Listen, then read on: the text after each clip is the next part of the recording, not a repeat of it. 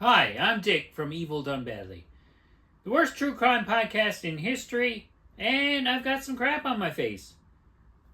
It's poorly drawn on there, and we're going to be covering a guy with real permanent crap on his face, and his name is Wade Wilson, otherwise known as the Deadpool Killer, because that's what Deadpool's name in real life is.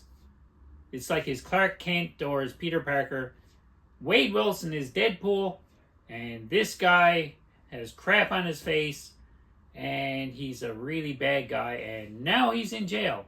So let's get in there. Wade Wilson was born in Florida in 1990. His parents were very young and very stupid and decided that, hey, let's let some smarter, more capable people look after little Wade here. So he gets adopted by a couple of people who are, much more grown up, much more responsible, and they give Wade a good home. He had plenty of money, lots of stuff to do. They put him in sports and stuff. And technically, he was a pretty good student. And very capable, outgoing, and more or less had a pretty good childhood up until he was about 13. Now, puberty is a confusing time for any dude. And poor Wade here, he plays sports a lot, but he gets hit in the head a lot too. And it seems to have, scrambled his circuits a little bit. So he goes a little off kilter, and he gets kind of into drugs and stuff, and his grades, they start to fall, and, well, you can see here, he's on a bit of a downward spiral. So he starts getting in trouble, and he does a lot of bad stuff, and he winds up in jail a couple times over the next few years. Once for burglary, and once for firearm theft, which is also kind of burgling firearms when you think about it. But he gets accused of a lot of other things too, such as, sexual assault and beating women and strangling, and, well, he's pretty much a scumbag, but none of that ever sticks. And he doesn't do any time for any of that, even though we're all pretty sure he's a nut job. So he's a free man, and in about 2019, he's out clubbing. Now, the funny thing is, in 2019, he has tattoos and stuff, but nothing on his face, like I've got here now. He's got them all over his neck and stuff, so he still seems like a hard ass, but he doesn't look quite as nutty as he does now. Anyway, so he's out, and he's out clubbing on October 7th, and he meets up with a couple of girls. He meets 35-year-old Christine Melton and her friend Stephanie Sailors. He puts on the charm. He's sexy enough, or maybe they're just drunk enough or whatnot, but whatever reason, they all leave the bar together, and they go back to a friend of Wade's house. They all stick around, they do drunk people stuff until the morning, and eventually Christine and Stephanie decide they're going home, and, well, Wade tags along. So Wade ends up back at Christine's house. Stephanie is tired, drunk, hungover, all that stuff. She wants to go home and go to bed. So she leaves them alone. So they're home. Christine, she's passing out. She's going to sleep because she's been up all night drinking and partying and stuff. And, Wade here goes right off his rocker and decides, hey, I didn't have enough fun yet tonight, so I'm going to strangle the person sleeping next to me. And poor Christine gets strangled. They tussle a bit. He beats her around, and she eventually succumbs to, getting choked. And, Wade says, all right, look what I've done. I've killed this person. I'm really in over my head. So he steals her car. He gets in her car. And he drives around. You would think he would skedaddle as quickly as possible and try and put some distance between himself and the crime scene. But no, he doesn't do that. He drives around until he finds 43-year-old Diane Ruiz, who's walking to work that morning for her 10 a.m. shift.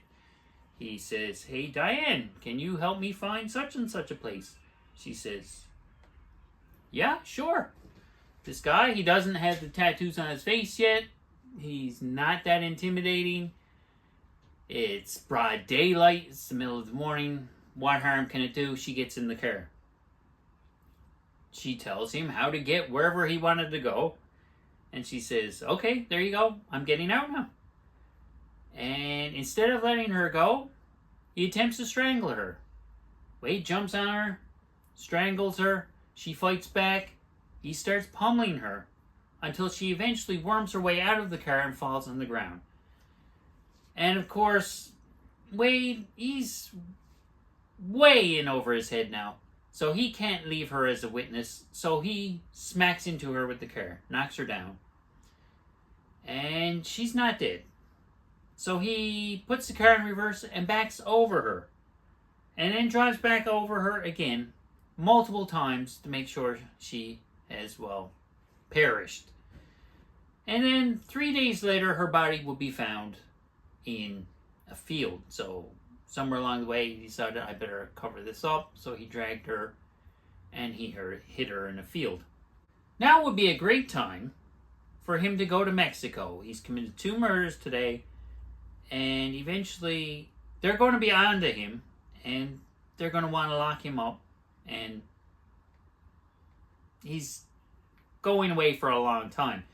So he doesn't do that. He calls his biological father, who he's kind of been in contact with, and tells him, "Hey, I just killed these 2 girls, and it was pretty fun, and you should have seen it, and the poor girl looked like spaghetti when I ran over her again." And the dad goes, "Wade, I think you're full of shit. Stop making crap up, and yeah, call me back later when you're over this nonsense." So Wade goes on, drives around a bit, probably goes get his coffee or whatnot, calls his dad back later. He's still sticking to this story. "Yeah, I killed these 2 girls, and it was pretty fantastic." Okay, Wade, shut up. Shut up. I don't want to hear it anymore. Call me back, but please drop it, okay? Drop this stupid story. 10 o'clock that night, he calls back. He's still gloating about how he killed these 2 girls. And the dad goes, "All right, this is you're going too far here. This joke's not funny anymore." So he lets his wife hear what Wade is saying over the speakerphone. And she's like, "I think this is not good. Wade, there might be some truth to this. So, oh my God. Let's go get him. Let's go get Wade." "Okay, Wade, where are you?" Okay, Wade goes, "Yeah, I'm at this place. All right, we're going to send an Uber to go get you." "Okay, great. Yeah, because I ran out of gas and I had no money to put money in the stolen car that I have here that I took from one of the girls that I murdered earlier," which I've been going on and on about. And, well, they don't send an Uber. They send the cops. And boom, they lock him up. "All right, we got you. Okay, we got plenty to arrest you. Okay, now we're going to send you to trial." But his first lawyer dies, COVID happens, and he doesn't get to go on trial for about 5 more years. And in the meantime, well, he joins up with a inter-prison white supremacist gang, and he gets a bunch of wacky tattoos on his face. Okay, whatever. I mean, you're never getting out again. Just, who cares? Go mess your face up. Whatever, dude. And he eventually goes to trial, and, well, his defense is, hey, I got some sort of brain damage, and I'm a drug addict, and I can't really be held responsible for this. Yeah, but yeah, I did it. Yeah, okay, I did it. Wasn't premeditated, so let me off easy. And, of course, the prosecution goes, look, you killed someone, then you drove down the road, found someone else, suckered them into the car, killed them, hid the body. This all shows a whole lot of intent here.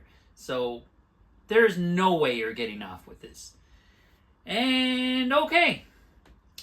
In Florida, they have the death penalty, which is awesome. And until recently, you needed a unanimous count to sentence somebody to die. You needed all 12 of the jurors to agree that this person should die. But in 2023, they changed that. You only need a 66% agreement. So you only need 8 of the 12 or more to agree that this guy deserves the death penalty. And that's really awesome because the two juries, or the one jury with the two decisions, one for each murder, one comes back 9 out of 12 for execution, and the other one comes back 10 out of 12. And the 10 out of 12 one was because of the second one was so much more premeditated, so much more vicious. Yeah, I guess an extra person was like, yeah, let's fry this guy. And, of course, he is now on death row in Florida. And that could take a while. It's about 13 years or so. The average death row inmate sits there rotting until Florida usually pulls the plug on him. So at least he's never getting out. And he's going to die. But in the meantime, this idiot has come across as quite sexy and has generated quite the fandom on social media, such as, well, TikTok mainly. And there's a lot of apologists out there who think, yeah, this guy did a lot of drugs, he's racist, he's got weird tattoos, but he's tall and he's handsome, and sentencing him to die is a little harsh. There's even a GoFundMe to get him some good legal representation, because the first legal representation he had wasn't adequate, even though I'm sure he's pretty screwed no matter who's defending him. I don't get it. But yeah, no, he gets all sorts of fan letters, lots of lewd pictures sent to him, because people are just enamored with this guy. They find him irresistible and think it's unfair. And, well, yeah. I don't get it. I hope his GoFundMe goes nowhere. And, wow. I hope he spends the next 13 years in discomfort until they finally decide, hey, enough of this guy, and they hang him, or they shoot him, or they inject him, or whatever they're going to do. So yeah, no, he's definitely guilty. He's definitely worthy of the death penalty, and yeah.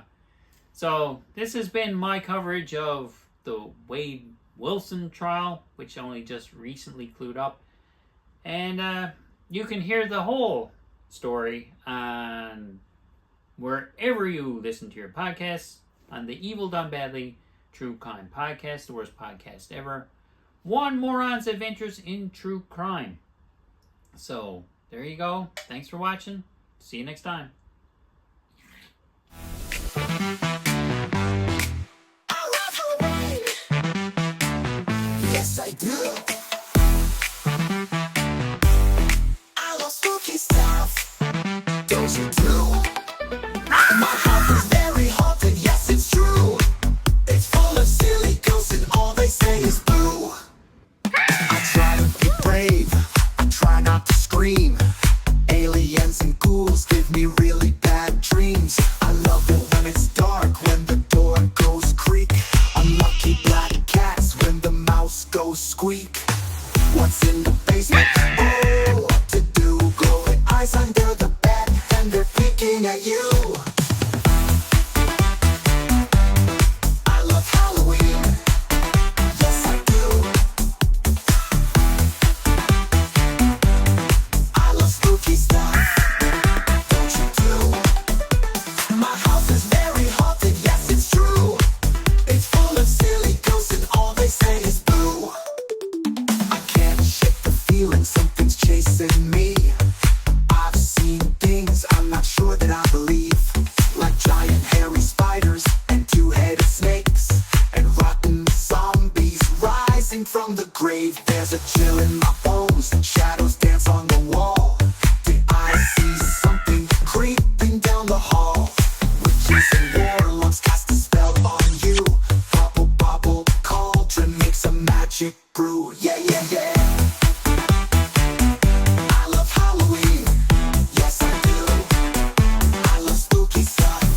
Don't you too? My house is very haunted. Yes, it's true. It's full of silly ghosts. All they say is boo. I can be a monster living in a tree.